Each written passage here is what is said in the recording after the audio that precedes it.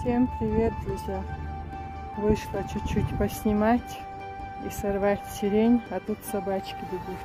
Я вам не принесла ничего покушать, подождите. Хоть сосиски вынесу сейчас. Вчера целая бригада косила траву. Посмотрите. Ой, бабочка не сняла. И тут, конечно, рядом с нашим домом оставили. Кто-то мусор побросал. Гвоздочим, хамурня. А вот здесь вообще красота. До забора у соседей покосили, а здесь оставили вот такой промежуток. Голодные вы, да? Сейчас я вам кушать принесу что-нибудь. Жалко мне вас. Надеются же бедные. Потрошки надо разморозить. Сейчас я принесу сосиски, а потом потрошки дам вечером.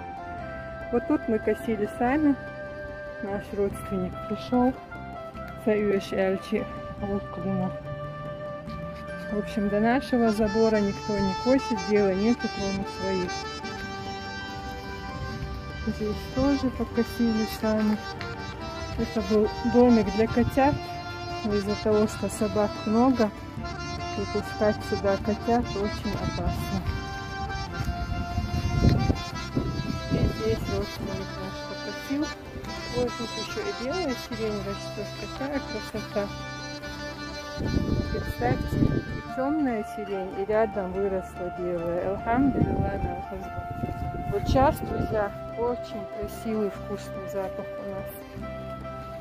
И вот здесь покосил родственник, видите? Хотя не должен был, но хочется, чтобы везде вокруг было чисто. А бригада работников решила этот участок оставить. Ну, пусть растет трава. Ничего страшного.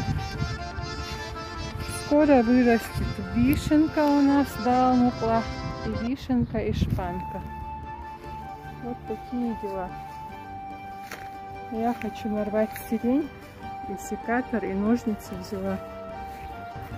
Как всегда, закончилась память. И покажу вам сирень. Посмотрите, какая красота. Сегодня 5 веточек нарвала. Ой, пчелок тут много. Здесь бы пасеку развести, но я боюсь пчелок.